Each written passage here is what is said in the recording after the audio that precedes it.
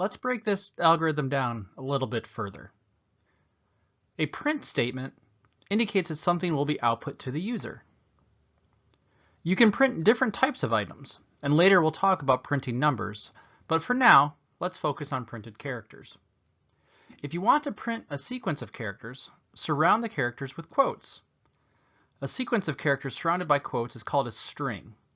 For example, in the first line, enter a length is a string. If you want to use one print statement to print a string plus something else, you insert a plus sign between each of the things that you're printing. The plus sign performs what's called a string concatenation. An input statement tells the program to wait for a user to input data and store it in the specified variable. In this case, you can see we are prompting the user to enter a length, and once the user does, it will be stored in the length variable.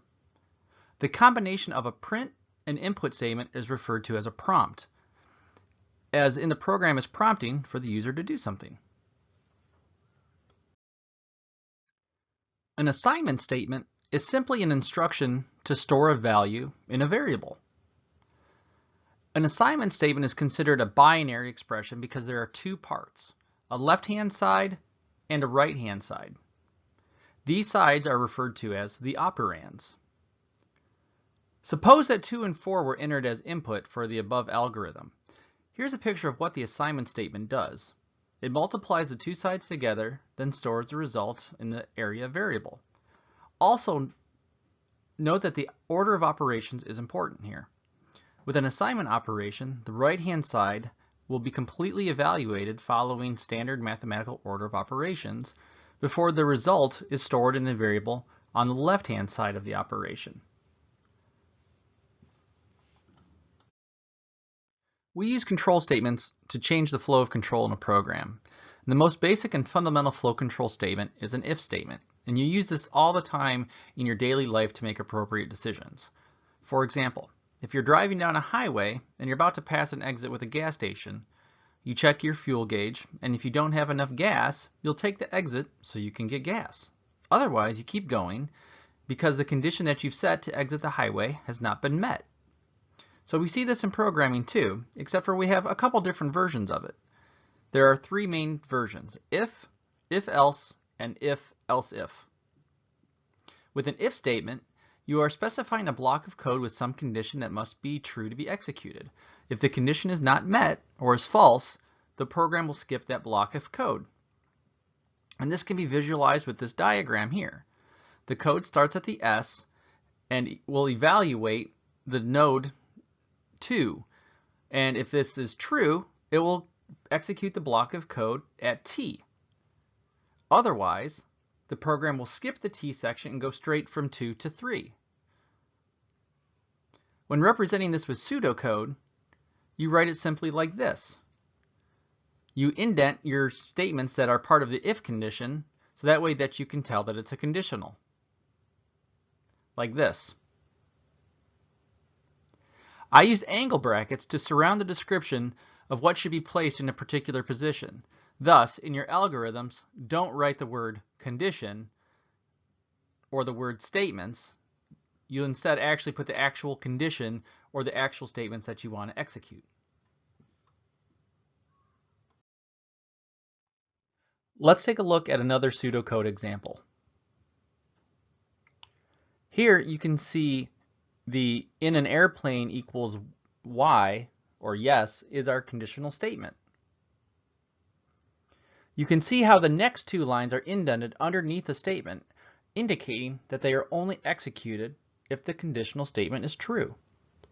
And note the spelling of the lightning factor and in an airplane variable names.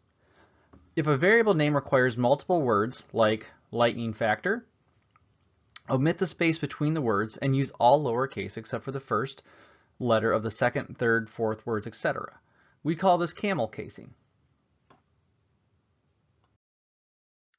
The if-else branching statement is similar to the if statement, except that if the condition is being evaluated as not met, a second block of code is executed before continuing the program.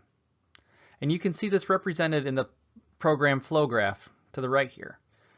A conditional is evaluated at node 1, and if it's true, the program will execute node T and then move on to node 2. If the condition at node 1 is evaluated as false, the program will execute the code in node F and then move on to node 2. So you can think of it like a fork in the road. And then finally, here's an example of an if-else block in pseudocode. If the grade is greater than or equal to 60, print pass. Otherwise, print fail.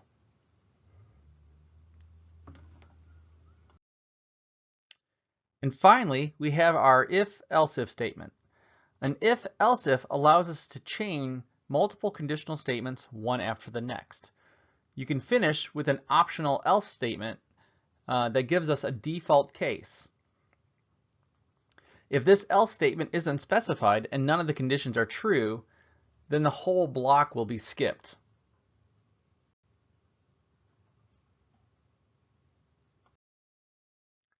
Of course, we have an example, so let's break it down.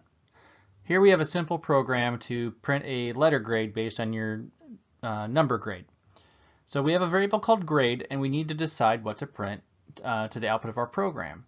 So we're executing some code and we get to our first conditional.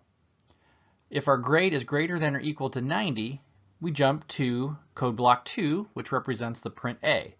Otherwise, we jump to code block 3, which is the next else if.